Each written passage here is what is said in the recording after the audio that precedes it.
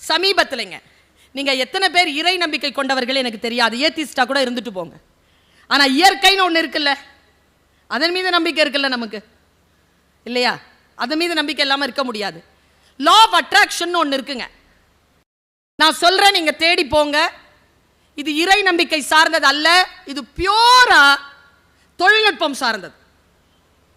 நீ எதை தேடிக்கொண்டிருக்கிறாயோ அது உன்னை தேடுகிறது. நான் இதை பல தடவை சொல்லியிருக்கேன், யாரும் இதை நம்ப மாட்டீங்க.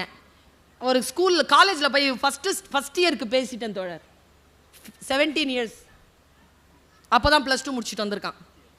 சொன்னேன், பாரு நீங்கள் இன்ஜினியரிங் சேர்ந்துருக்கிற, நீ ஜெயிச்சு பெரிய ஆளாக வரணும், நீ எதை தேடிக்கொண்டிருக்கிறாயோ அது உன்னை தேடுகிறதுன்னு சொல்லிட்டேன்.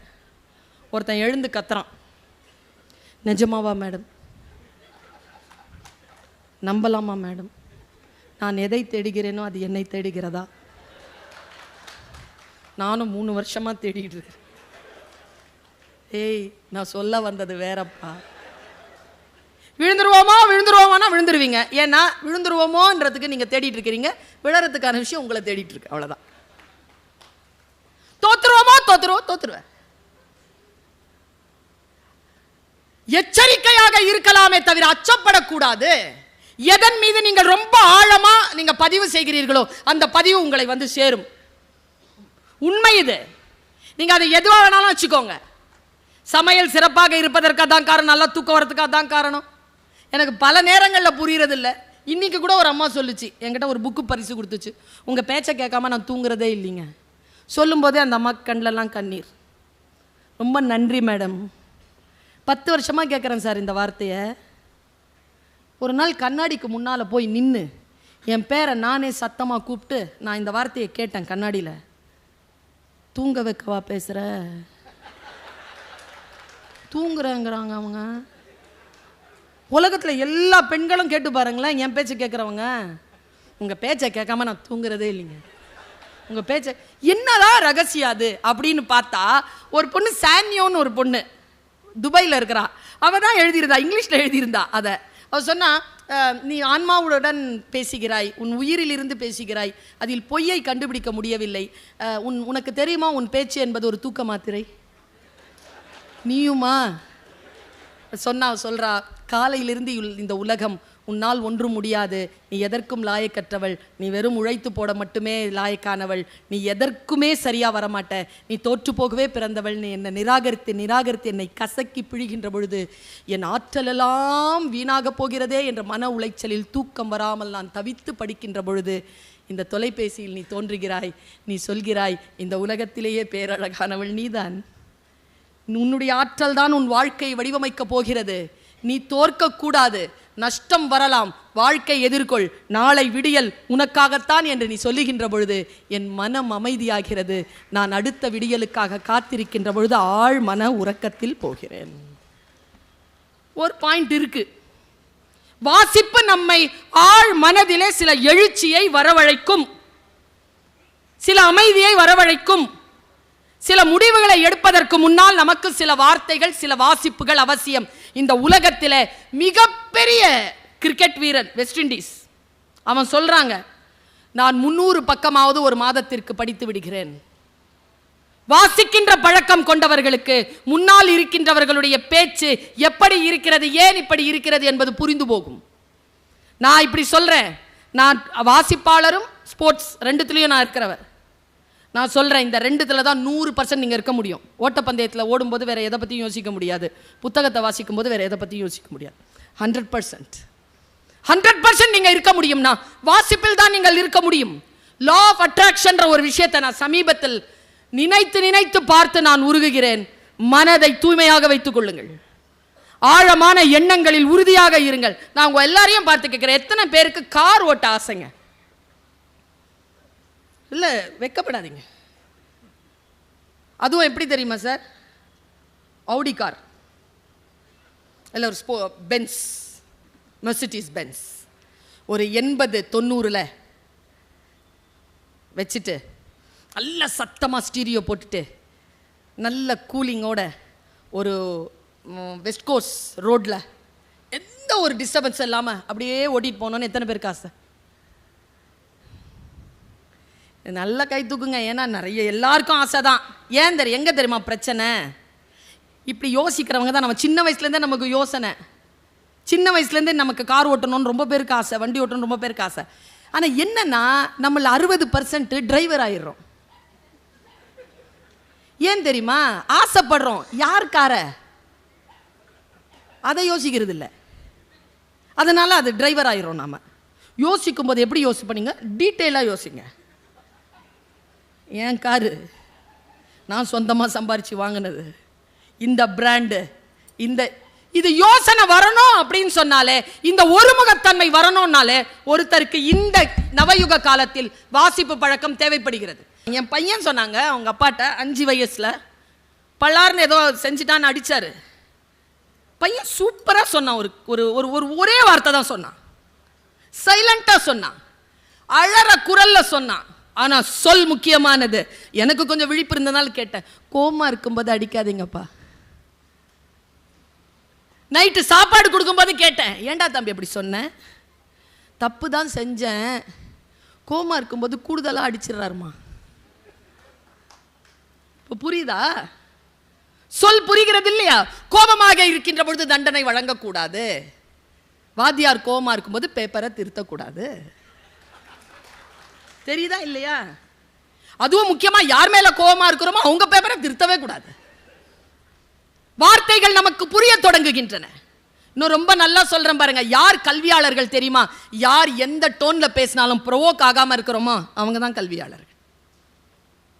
வீரத்துக்கும் வன்முறைக்கும் இருக்குமான வித்தியாசமே அதுதான். ஒருத்தன் ஒரு 2 வினாடி கோபத்தை கட்டுப்படுத்துகிறானா அவன் வீரன், கட்டுப்படுத்த தெரியாதவன் வன்முறையாளன். இப்படி சொல்லித் தருகிறது எனக்கு புத்தகம். எதையோ வாசிக்கிறேன், ஏதோ கொண்டு வந்து என்னை ஒரு இடத்தில் புத்தகம் என்னை சிந்திக்க வைக்கிறது. நான் தலை குனிந்து படிக்கக்கூடிய புத்தகம் என்னை தலை நிமிரச் செய்கிறது. பல நேரங்களில் நான் பார்த்திருக்கிறேன், நான் தோற்ற இடங்கள் எல்லாம் நான் தோற்கக்கூடாத இடங்கள் தான். நான் ஒரு விஷயத்தை சொல்லித்தரேன் உங்களுக்கு. இங்கே அந்த புக்கு இருக்கான்னு தெரியல, கெவின் ஒருத்தர் எழுதின புக்கு, பிளைண்ட் ஸ்பாட் அப்படின்னு புக்கு. முடிஞ்சா தேடி எடுத்துக்கோங்க இருந்தா. வாழ்க்கையில் ஒரு தவறு செய்துவிட்டு 33 மாதங்கள் சிறையில் இருந்த ஒருவன் எழுதிய புத்தகம் பிளைண்ட் ஸ்பாட். அவன் எழுதுறான், இந்த தவறை நான் செய்யாமல் இருந்திருக்கலாம், ஆனால் நான் செய்யாமல் இருந்திருக்கக்கூடிய சூழலை என் மனம் ஏற்றுக்கொள்ளவில்லை, நான் அந்த தவறை செய்துவிட்டேன் அப்படின்னு சொல்லிட்டு பிளைண்ட் ஸ்பாட் அப்படின்னு ஒரு விஷயத்தை அவன் பட்டியலிடுறான். 18 பட்டியல் போடுறான். அந்த பிளைண்ட் ஸ்பாட்ல நீங்க பார்த்தீங்கன்னா கரும் புள்ளி, குருட்டு புள்ளி, கண்ணுக்கு தெரியாது. நீங்க காலையில் ஏதாவது தேடுவீங்க, கிடைக்காது. உங்க வீட்டில் கேட்பீங்க, எங்கம்மா வச்ச? அங்கதான் இருக்கும், தேடுங்க. இப்ப அங்கதான்றது எங்கன்னு நமக்கு தெரியாது, தேடிக்கிட்டே இருப்போம். பிளைண்ட் ஸ்பாட் இங்க தானே இருக்கு, ஐயோ இங்க தான் இருக்கா, எனக்கு தெரியவே இல்லை. Blind spot. அந்த பிளைண்ட் ஸ்பாட் எந்தெந்த வகையில் வருகிறது என்று பட்டியல் போடுகிறான். செலிபிரிட்டி பிளைண்ட் ஸ்பாட்னு ஒன்று இருக்குங்க. ஒருத்தங்க வந்து சொல்றாங்க, நான் சொல்கிறேன் உங்கள் நகைகளை இங்கே அடகு வையுங்க. சொல்றவர் பெரிய நடிகர், செலிபிரிட்டி. வெள்ளையா இருக்கிறவன் போய் சொல்ல மாட்டான், இங்கிலீஷில் பேசுகிறவன் புத்திசாலி. இதெல்லாம் நமக்கு ஃபீட் பண்ணியிருக்கு. செலிபிரிட்டி ஏதாவது சொல்லிட்டாங்கன்னா உடனே அதை கேட்டுக்கலாம். அடிப்படையில் செலிபிரிட்டி பிளைண்ட் ஸ்பாட்னு ஒன்று இருக்கு, ஜெனராசிட்டி பிளைண்ட் ஸ்பாட்னு ஒன்று இருக்கு. ஜெனராசிட்டி பிளைண்ட் ஸ்பாட் என்ன தெரியுமா? கெவின் சொல்கிறான், ஒரு பாவம் செய்துவிட்டு கோயிலில் போய் ஒரு 10 ரூபாவை போட்டுறது, ஒரு நன்மையை செய்கிற ஒருத்தனுக்கு சாப்பாடு வாங்கி கொடுத்துறது. நான் எவ்வளோ நன்மையை செஞ்சிட்டேன், அதனால் நான் செய்த பாவம் எல்லாம் போகுமா? போவாது. அது blind spot. Biased blind spot. பொம்பளை பிள்ளை, அது பாவம், அவன் கிராமத்திலேருந்து வந்தான், அவன் தப்பு செய்ய மாட்டான். இவன் நகரத்திலேருந்து வந்தான், பாவம், இப்போதான் இவனுக்கு. இந்த பயஸ்டு ஜெண்டர் பிளைண்ட் ஸ்பாட். அவன் பட்டியல் போடுகிறான். நீங்கள் போட்டு பார்க்கின்ற பொழுது ஒரு நிர்வாக அதிகாரியாக இருக்கக்கூடியவர்கள், அது எந்த ஒரு குடும்பத்துக்கே நிர்வாக அதிகாரிகளாக இருந்து கொள்ளுங்கள், அல்லது ஒரு சாதாரண ஒரு கம்பெனிக்கு இருந்துக்கோங்க, அல்லது நீங்கள் இந்த மாவட்டத்துக்கு இருந்துக்கோங்க, யாருக்கு வேணாலும் இருந்துக்கோங்க, உங்களில் நீங்கள் தெளிய வேண்டிய விஷயங்களை புத்தகங்கள் உங்களுக்கு சொல்லித் தருகின்றன. மனிதர்களிடத்தில் இன்றைக்கு சொல்லித் தருவதற்கு பல விஷயங்கள் இல்லை, புத்தகங்கள் வெளிப்படையாக நமக்கு சொல்லித் தருகின்றன. அதனால் தான் சொல்லுகிறேன், ஒரு புத்தகம் ஜெயகாந்தன் சொல்கிறார். நான் இப்படி சொல்றேன், எத்தனை பேர் அதை மனம் உருகுகிறீர்கள் எனக்கு தெரியாது. இப்போ நான் இதை சொன்னேன்னா சில பேருக்கு ராத்திரியில் தூக்கம் வராது. ஜெயகாந்தன் சொல்கிறார், குழந்தை இறப்பு என்பது ஒரு மனிதன் வாழ்க்கையில் பார்க்கக்கூடாத ஒன்று. ஆனால் அது கூடுதலான வலியை எப்பொழுது தருகிறது என்றால் கதைகளில் குழந்தைகள் இறக்கின்ற பொழுது என்று எழுதுகிறார். கதைகளில் குழந்தை இறக்கிறது தாங்கவே முடியாதுங்க, படிக்கவே முடியாது நம்மளால. அப்போனா என்ன? காட்சியை விட புத்தகங்கள் நமக்குள் மிகப்பெரிய பாதிப்பை ஏற்படுத்துகின்றன. வாசிப்பு மிகப்பெரிய விஷயத்தை ஏற்படுத்துது. நான் ஏதோ ஒரு விஷயத்தை படிக்கிறேன், நான் கண் கலங்குகிறேன், படித்துக்கொண்டே கண் கலங்குகிறேன், என் புத்தகத்தினுடைய வாசிப்பு மறைகிறது. அது ஒரு கவிதை தாங்க, ஒரு சின்ன கவிதை படிக்கிறேன், எனக்கு முடியவே இல்லை.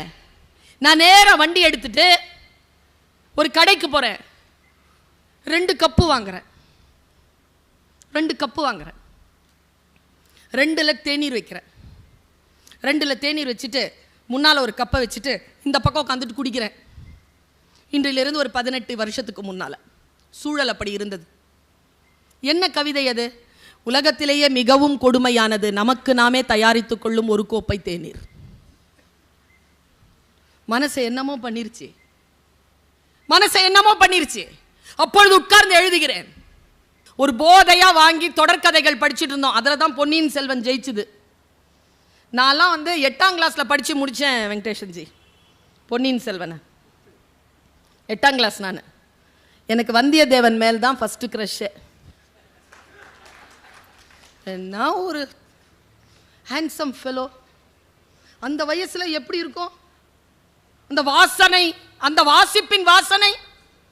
பா, நான் சத்தியமாக நம்பினேங்க, சத்தியமாக நம்பினேன். ஏன் புக்கு வாசிக்கணுன்ற சொல்கிறேன். 14 வயசில் நான் நம்பினேன். ஒருத்தன் வருவான், அவன் பேர் வந்தியத்தேவன். அவன் நேராக திப்பு தெருவுக்கு வருவான். மீசாப்பேட்டையில் இருக்கு திப்பு தெரு, 2வது மாடியில் என் குடியிருப்பு. பஞ்சகல்யாணி குதிரையை கூப்பிடுறதுக்காக ஒரு விசில் அடிப்பான். அந்த விசில் எனக்கு கேட்கும். நான் ஓடி மேலேருந்து பார்ப்பேன். ஏ பேபி கம் அப்படின்னு கூப்பிடுவான். நான் மேலேருந்து பஞ்சகல்யாணி குதிரையில் குதிச்சு என்னை கூட்டிட்டான். தேசாந்திரமாக எங்கேயாவது கூப்பிட்டு போயிடுவான்லாம் 14 வயசில் நம்பி இருக்கிறேன் பாரு. ஆனால் 30-35 வருஷம் கழித்து பொன்னியின் செல்வன் ஒரு படம் பார்த்தேன். நல்ல வேளை அவன் வரல. ஏங்க அவன் இல்லைங்க என் வந்தியத்தேவன். அவர் மணிரத்னம் வந்தியத்தேவன். தப்பு சொல்லலைண்ணா, அது கிடையாது என் காட்சி. குந்தவை த்ரிஷா கிடையாது, எனக்கு கிடையாது. மணிரத்னம்க்கு உண்டு, கோடானு கோடி மக்களுக்கும் உண்டு. அது நான் சொல்லுகின்ற கருத்து இல்லை. நான் சொல்ல வந்த கருத்து, என் குந்தவை இல்லை இவள், என் நந்தினி இல்லை அவள், எனக்கானவள் இல்லை. என் வாசிப்பு வேறு. நான் காவல் கோட்டத்தை தான் எடுத்தாங்க, ஓடி போய் தான் பார்த்தேன் அரவான் படத்தை. கோச்சிக்காதீங்க, வாசகிக்கு அந்த உரிமை உண்டு, கோவிக்கிறதுக்கு அவருக்கு உரிமை இருக்கான். பதாகைகளை ஒட்டி வைத்திருந்தார்கள். இன்றிலிருந்து ஒரு 5-6 ஆண்டுகளுக்கு முன்னால் அந்த பதாகையில் ஒரு எழுத்து, ஒரு வாசகம் என்னை கவர்ந்தது. பேசிக்கொண்டே இருக்கின்ற பொழுதுதான் அதை நான் வாசித்தேன். அதை உங்களுக்கு சொல்கிறேன். ஒரு மேனாட்டு அறிஞனுடைய வாக்கு மூலத்தை ஒரு 3 வரிகளில் அவர்கள் எழுதி மாட்டி இருந்தார்கள். அந்த மேனாட்டு அறிஞர் சொல்கிறான், புத்தகங்களை வாங்குகின்றவர்களை பார்த்து சொல்லுகிறான், நீங்கள் எந்த புத்தகத்தையும் காசு கொடுத்து வாங்க முடியாது.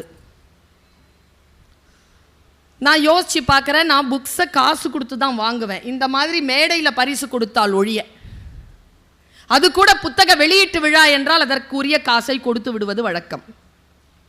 காசு கொடுத்து புத்தகம் வாங்குவது என்பது நல்ல பழக்கம்.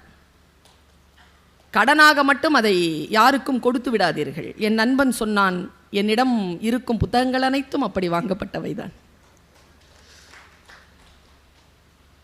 அந்த மேனாட்டு அறிஞர் சொல்கிறார், எந்த புத்தகத்தையும் நீ காசு கொடுத்து வாங்க முடியாது. நீ கொடுப்பதெல்லாம் அந்த புத்தகத்திற்கான அச்சுக்கூலியும் காகித விலையுமே தவிர எந்த புத்தகத்தையும் உன்னால் காசு கொடுத்து வாங்க முடியாது. வீட்டில் போய் நான் சொன்னதை யோசிச்சு பாரு. புத்தகத்தை வாங்குவது என்பது வெறும் அந்த பொருளைத்தான் வாங்குகிறோமே தவிர உள்ளே எழுதப்பட்ட அந்த சிந்தனைகளை காசு கொடுத்து வாங்கிவிட முடியுமா? நான் யோசித்து பார்க்கிறேன். திராவிட முன்னேற்ற கழகம் பொறுப்பெடுத்த நாள் முதல் இந்த 2 ஆண்டு காலமாக பார்க்கிறேன், தமிழ்நாடு முழுக்க இருக்கக்கூடிய மாவட்டங்களில் புத்தக திருவிழாவை மிக முனைப்போடு நடத்துவதற்காக ஆணையிட்டிருக்கிறது என்றால் என்ன அர்த்தம்? எந்த அரசாக இருந்தாலும் தான் எந்த அரசை அரசாட்சி செய்கிறோமோ, எந்த மக்களை அரசாட்சி செய்கிறோமோ அந்த மக்கள் புத்திசாலிகளாக இருக்க வேண்டும் என்று சொல்லக்கூடிய அரசு, அது எந்த அரசாக, எந்த கட்சி அரசாக இருந்தாலும் அது மக்கள் அரசாகத்தானே இருக்க முடியும். நமக்கான புத்தகங்களை இங்கே விரித்து வைத்திருக்கிறார்கள். புத்தகங்களை வாசிக்கின்ற பொழுது அது ஒரு கலைதான். புத்தகங்களை வாசிக்கிறதுங்கிறது ஒரு கலை. சமைக்கிறது எப்படி ஒரு கலையோ, பரிமாறுவது எப்படி ஒரு கலையோ, அப்படி புத்தகத்தை வாசிக்கிறது ஒரு கலை. எனக்கு தெரிஞ்சு எல்லாரும் காசு போட்டு புக்கு வாங்குவோமே தவிர வாங்குற புத்தகத்தை எல்லோரும் படித்து முடித்து விடுவதில்லை. நம்முடைய வீடுகளில் இருக்கக்கூடிய அறைகளில் இருக்கக்கூடிய புத்தகங்கள் அனைத்தையும் நான் வாசித்து விட்டேன் என்று சொல்லக்கூடியவர்கள் இங்கே யாரும் இருக்க மாட்டார்கள் என்பது என் துணிவு. நான் என்னுடைய 70 ஆண்டுகள் கழித்து ஒருவேளை நான் உயிரோடு இருக்கக்கூடிய வாய்ப்பு இயற்கை எனக்கு தருமேயானால் இந்த கண்கள் மட்டும் பத்திரமாக இருக்க வேண்டும் என்று நான் இயற்கையை வேண்டுவேன். ஏனென்றால் படித்து முடிப்பதற்கு அத்தனை புத்தகங்கள் காத்திருக்கின்றன. யோசித்து பார்த்தால் புத்தகங்கள் என்ன செய்துவிடும்? புத்தகங்களை ஏன் வாசிக்க வேண்டும்? வாசிக்கின்ற பழக்கம் குறைந்து வருகிறது என்று ஒரு கணக்கீடு சொல்கிறது. புத்தக விற்பனை அதிகமாகிறது, புத்தகம் வாசிப்பது குறைகிறது. இது என்ன முரண்பாடு? ஏதேனும் ஒரு புத்தகத்தை பார்த்தவுடன் அந்த புத்தகத்தை என்று வாங்கி விடுகிறோமே தவிர அதை படித்து முடிக்கின்ற ஆளுமை நம்மில் சில பேருக்கே உண்டு. ஒன்று சொல்லுகிறேன், பெண்களுக்கு சொல்லுகிறேன், புத்தக வாசிப்பை கையில் எடுத்துக்கொள்ளுங்க. அப்போதான் முன்னால் இருக்கிறவன் என்ன பேசுறான்னு நமக்கு புரியும். பல நேரங்களில் முன்னால் இருக்கிறாள் பேசுறது நமக்கு புரியறதில்லை. ஊரிங் அப்படிங்கிற ஒரு வார்த்தையை கேள்விப்பட்டேன். நான் என்னடா இதுன்னு தேடி பார்த்தேன். பெண்களுக்கு எக்ஸ்க்ளூசிவா சொல்றேன். இருக்கிறீங்களா? ரொம்ப எக்ஸ்க்ளூசிவா சொல்றேன். ஏ பெண், சரி வேற யார வேணாலும் வச்சுக்கோங்க. ஏ பின்னு ஒருத்தன் இருக்கிறான், இல்ல ஒருத்தி இருக்கிறா. ஏவை ஏமாத்துறாங்க, நல்லா ஏமாத்துறாங்க, அன்பு வச்சு ஏமாத்துறாங்க. அவங்க எப்படிலாம் ஏமாறுவாங்களோ அப்படிலாம் ஏமாத்துறாங்க. இந்த ஏலியும் பிலியும் யார் வெட்கப்பட வேண்டியவர்கள்? யாரு? பி தானே. ஏன்னா பி தான் ஏமாத்துறான். சரி, இது ஏக்கு தெரிஞ்சு போச்சு. ஏ தன்னுடைய வேலையை பார்க்க ஆரம்பிச்சிட்டாங்க. கொஞ்சம் காலம் போகுது. இந்த பி என்ன பண்ணுது? மறுபடியும் ஏ கிட்ட வருது. ஏ கிட்ட வந்து அதே வேலையை ஆரம்பிக்குது. இந்த ஏ பழசெல்லாம் மறந்துட்டு பியோட மறுபடியும் பழகி ஆரம்பிச்சு மறுபடியும் ஏமாறுதுன்னு வச்சுக்கோங்க. இப்போ வெக்கப்பட வேண்டியது யாரு? இதுக்கு தான் ஊவரிங்னு பேரு. ஒரு புத்தகத்தை வாசிக்கின்ற பொழுது ஒரு சொல்லை நான் கண்டுபிடிக்கிறேன். ஒரு சொல்லை கண்டுபிடித்து அதனோடு பயணம் செய்கின்ற பொழுது வாழ்க்கையில் தடம் மாறுகின்ற பல விஷயங்களுக்கான விளக்கம் எனக்கு கிடைத்து போகிறது. புத்தகம் இதைத்தான் செய்யும். புத்தகம் என்பது என்ன தெரியுமா? அது ஸ்டக் ஆகி இருக்கக்கூடிய ஒரு மோட்டார் பம்பை ஆன் பண்ற மாதிரி.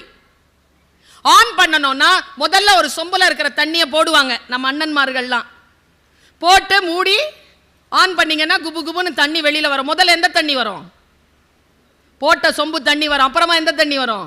உள்ளிருந்து ஊத்து வரும். புத்தகம் போடப்படுகின்ற சொம்பு தண்ணீர் போன்றது. ஸ்டக்காகி இருக்கக்கூடிய நம்முடைய மனநிலையை அழுத்தி அகற்றி உள்ளே இருக்கின்ற நம்முடைய ஆழமான அறிவை நமக்கு வெளிப்படுத்துகின்ற பேராற்றல் புத்தகங்களுக்கு மட்டுமே உண்டு. நான் சில புத்தகங்களை வாசித்து, முக்கியமா ஐயா எழுதி இருக்கக்கூடிய வேள்பாரி எல்லாம் வாசிக்கின்ற பொழுது நாம் இவ்வளவு பெரிய வரலாற்றுக்குரியவர்களா? நமக்கு இவ்வளவு பெரிய பாரம்பரியம் உண்டா என்கின்ற ஒரு சுய பெருமையை அந்த புத்தகம் நமக்கு தருகிறது. அவருடைய காவல் கோட்டம் பார்க்கிறேன். ஆழமாக அதை வாசித்து போகின்ற பொழுது நம்முடைய வாழ்க்கையில் நம்முடைய பாரம்பரியம் எவ்வளவு ஆழமானது, எவ்வளவு விஸ்தாரமானது என்பதனை ஒரு ஆய்வியல் அறிஞராக நின்று கதை வழியாக நமக்கு சொல்லக்கூடியது அந்த புத்தகம் வழியாக நமக்கு வந்து சேர்க்கிறது. நான் இப்படி சொல்கிறேன், ஒரு புத்தகம் என்பது வெறும் அரை மணி தியாலத்தில் நாம் படித்து முடிக்கக்கூடிய விஷயமாக கூட இருக்கலாம். ஆனால் அந்த புத்தகம் எழுதுவதற்கு குறைந்தபட்சம் 6 மாதம் ஆகும். 6 மாதம் ஒரு மனிதனுடைய ஆழமான அனுபவம் தான் அரை மணி தியாலத்தில் நாம் படித்து முடிக்கக்கூடிய ஒரு புத்தகமாக நமக்கு வந்து சேர்கிறது. மிகுந்த கண்ணியத்துடனும் மிகுந்த நட்புறவுடனும் மிகுந்த நன்றி உணர்வுடனும் புத்தகத்தை கையில் எடுக்க வேண்டும். சரி, எந்த புத்தகத்தை? நான் இப்படி சொல்றேன், அதிர்ச்சி அடையாதீங்க. இப்போ ஒரு புக் இருக்கு,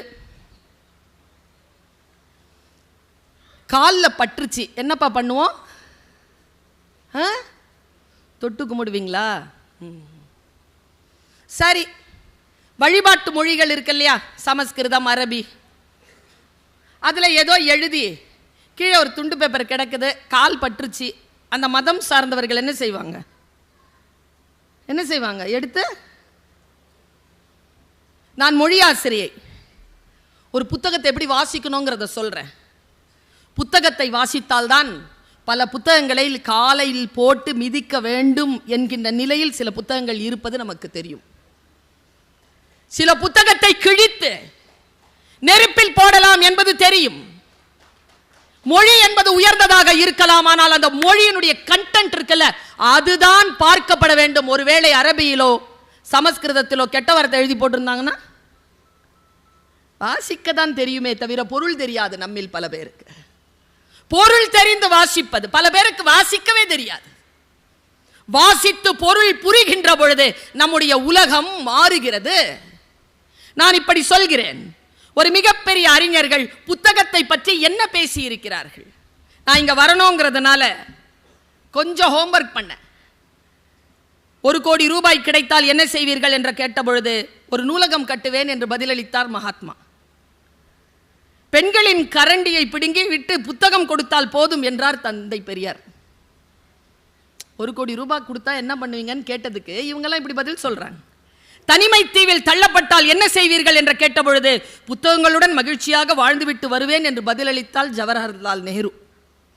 என் கல்லறையில் மறக்காமல் எழுதுங்கள், இங்கே ஒரு புத்தக புழு உறங்கிக் கொண்டிருக்கிறது என்றார் ரசல். மனிதனின் ஆகப்பெரிய கண்டுபிடிப்பு எது என்று வினவப்பட்ட போது சற்றும் யோசிக்காமல் புத்தகம் என்று பதிலளித்தார் ஐன்ஸ்டீன்.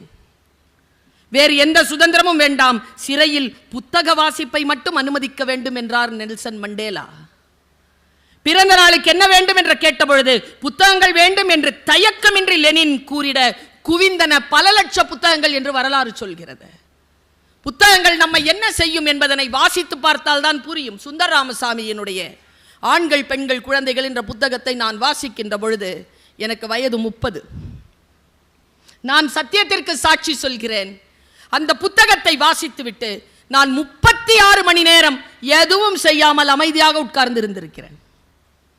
டால்ஸ்டாயினுடைய அண்ணா கரினினா படித்து முடித்துவிட்டு 48 மணி நேரம் குளிக்க கூட இல்லாமல் ஒரு இடத்திலேயே உட்கார்ந்து இருந்திருக்கிறேன். நான் புத்தகங்கள் நம்மை இதைத்தான் செய்யும், உள்ளே நுழைந்து நம்மை விசாரிக்கும். நாம் யார் என்பதனை இந்த உலகத்திற்கு தரக்கூடிய அற்புதமான விஷயமாக புத்தகங்கள் திகழ்கின்றன.